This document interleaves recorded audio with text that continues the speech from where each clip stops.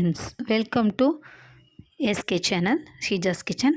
நம்ம இன்றைக்கி அ உளுந்து ஊற போட வேண்டாம், பக்குவமாக மாவு அரைக்காமல், ஏங்க சொல்லப்போனால் உளுந்தே இல்லாத உளுந்து வடை எப்படி செய்கிறதுன்னு தான் உங்களுக்கு நான் ஈஸியாக இந்த வீடியோவில் சொல்லியிருக்கேன்.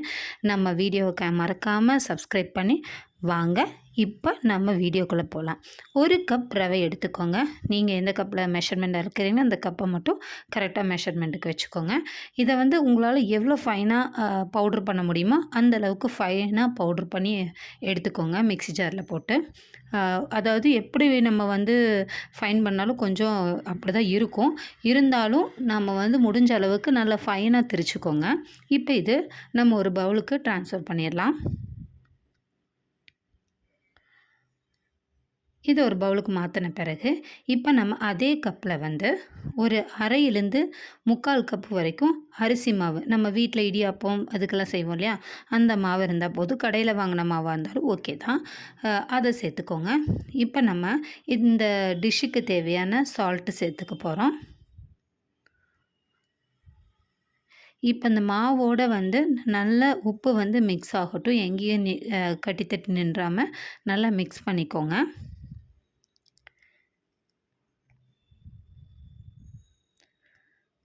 இதை நல்லா மிக்ஸ் ஒரு தடவை கொடுத்துட்டு இப்போ நம்ம இதில் தேவையான இன்க்ரீடியன்ட்ஸ் சேர்த்துக்கலாம்.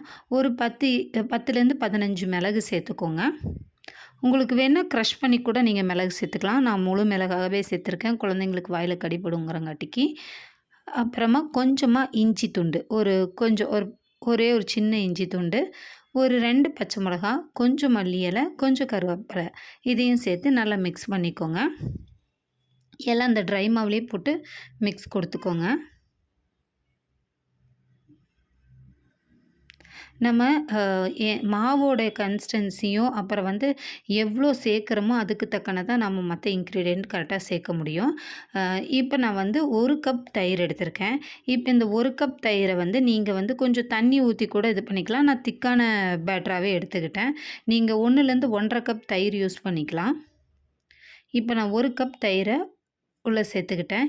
இப்போ இதை நான் கை வச்சு நல்லா பிசைஞ்சு எடுத்துக்க போகிறேன். அப்போ தான் உங்களுக்கு நல்லா மிங்கிளாகி வரும். எல்லாமே நல்லா கையில் மிக்ஸ் பண்ணி எடுத்துக்கோங்க. அப்போ தான் உங்களுக்கு அந்த சூட்டுக்கு நம்ம கையோட சூட்டுக்கு நல்லா மிக்ஸ் ஆகும்.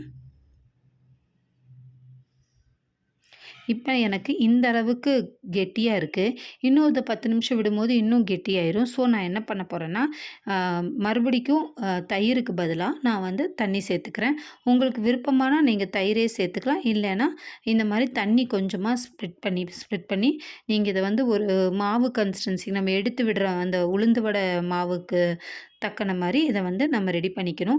எனக்கு ஒரு 1/4 கப்லேருந்து கொஞ்சம் எக்ஸ்ட்ரா தேவைப்பட்டுச்சு தண்ணி. இப்போ நான் அதை மாவை ரெடி பண்ணிக்கிட்டேன். இதை ஒரு 10 நிமிஷத்துக்கு நம்ம மூடி வச்சுக்கலாம். ஏன்னா சேர்த்துருக்கிறது ரவை இல்லையா, ஸோ அது கொஞ்சம் ஊறணும். அதனால் இதை நல்லா க்ளோஸ் பண்ணி இப்போ நான் இதை மூடி வச்சுக்க போகிறேன். ஒரு 10 மினிட்ஸ் இருக்கட்டும். 10 மினிட்ஸ்க்கு அப்புறம் இப்போ நம்ம இதை எடுத்து பார்த்துருக்கோம். இப்போ ஓரளவுக்கு ட்ரையாக இருக்குது. ஆனால் கரெக்ட் கன்சிஸ்டன்சி. இதுக்கு மேலே நமக்கு தண்ணியெல்லாம் தேவையில்லை.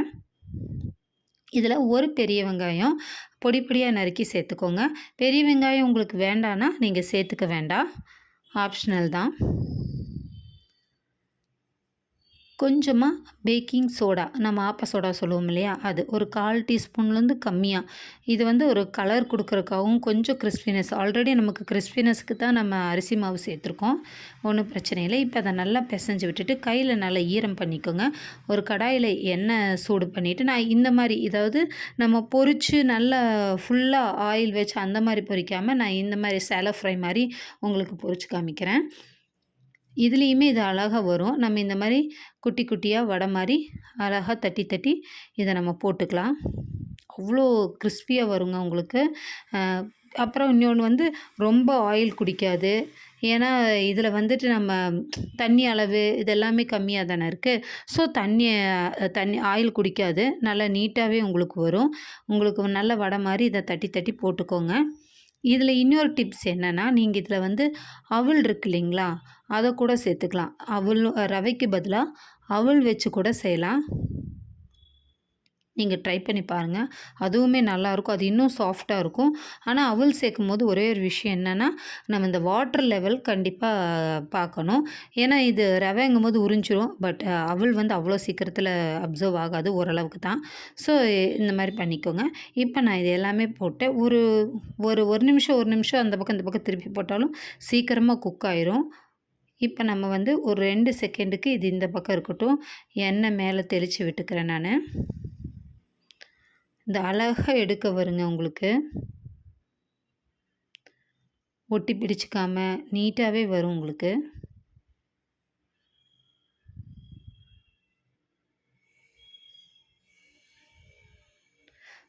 மே அந்த பக்கம், இந்த பக்கம் நம்ம வந்து ஒரு 1 நிமிஷம், 1 நிமிஷம் வச்சு, வச்சு எடுத்து திருப்பி, திருப்பி போட்டிங்கன்னா, உங்களுக்கு அழகா குக் ஆயிரும் எல்லாமே.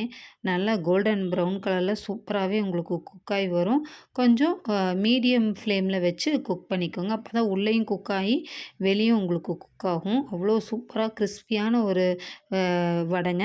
கெஸ்ட் வந்துட்டாங்கன்னுங்கும்போது நம்ம டக்குன்னு இத செஞ்சு குடுத்தான்னா, அவங்க நினைப்பாங்க, "என்னடா உளுந்து வடை இவ்வளோ சட்டுன்னு" அப்படின்னு நினைப்பாங்க. பட் இது வந்து சாப்பிட்டு பார்க்கும்போது தான் தெரியும். இட்ஸ் ரவா வடைன்ட்டு. அவ்வளோ சூப்பரா இருக்குங்க. நீங்க கண்டிப்பா ட்ரை பண்ணி பார்க்கணும். இங்க பாருங்க எவ்வளோ கலர் அவ்வளோ அழகான கலர் வந்துருச்சு உங்களுக்கு.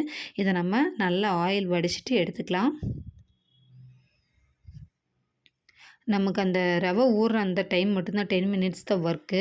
அவ்வளோ சூப்பரா கெஸ்ட்டு வந்து உட்கார்றக்குள்ள நம்ம அழகா பெர்ஃபெக்ட்டா ஒரு சாய் நல்லா இஞ்சி சாயோட இத குடுத்தோம்னா செம்மையா இருக்கும். நான் அடுத்த பேட்ச் போட்டுக்கிட்டேன். இந்த மாரியே நீங்க எவ்வளோ உங்களுக்கு போட முடியுமோ அந்த மாரி பண்ணிக்கங்க. இல்ல நீங்க வந்து இப்ப நம்ம வடைக்கு வடை சட்டியில போட்டு இது பண்ணுவோம் இல்லையா? ஆயில் நெறைய போட்டு அந்த மாரி பண்ணிங்கனாலும் உங்களுக்கு இது வந்து உதிர்ந்து போகாது. நல்ல நீட்டாவே இந்த உடையாது. அந்த மாரி கரெக்டாவே உங்களுக்கு வரும். நீங்க அப்படியும் ட்ரை பண்ணலாம். நான் ஆயில் கொஞ்சம் அதிகமா வேண்டாமே அப்படிங்கிறங்காட்டிக்கு இந்த மாரி செஞ்சு தந்துட்டேன். ஈவினிங் குழந்தைங்க வரக்குள்ள சீக்கிரமா இந்த மாரி ஸ்நாக்ஸ் பண்ணி குடுத்தோம்னா, குழந்தைங்க நல்லா விரும்பி சாப்பிடுவாங்க. பாருங்க சூப்பரா ரெடி ஆயிடுச்சு. என்னோட ஈவினிங் டைம்ல நல்ல ஒரு டீயோட செம்மையா நான் இத வந்து என்ஜாய் பண்ண போறேன். உங்களுக்கு நான் இது பண்ணி காமிக்கிறேன் பாருங்க. அவ்ளோ கிரிஸ்பா இருக்குங்க. அவ்ளோ கிரிஸ்பு உள்ள அவ்ளோ சாஃப்ட்டு. நம்ம உளுந்து வடையே தோத்து போயிரும் பாருங்களேன். நான் உளுந்து வடை ஆல்ரெடி மிக்ஸியில அரைச்சு நான் என்னோட சேனல்ல போட்டுக்கிறேன். நீங்க அதையும் வேணா போய் பாருங்க. இங்க பாருங்க. எவ்வளோ சூப்பரா இருக்கு பாருங்க உள்ள. அதே மாரி சேம் ப்ரொசீஜர்ல செம்மையா இருக்கு. கண்டிப்பா நீங்க இத ட்ரை பண்ணணும் கைஸ். ட்ரை பண்ணி பார்த்துட்டு எப்படி இருக்குன்னு சொல்லி கமெண்ட்ல சொல்லுங்க. என்னோட சேனலை சப்ஸ்கிரைப் பண்ணுங்க, லைக் பண்ணுங்க, ஷேர் பண்ணுங்க. Thank you.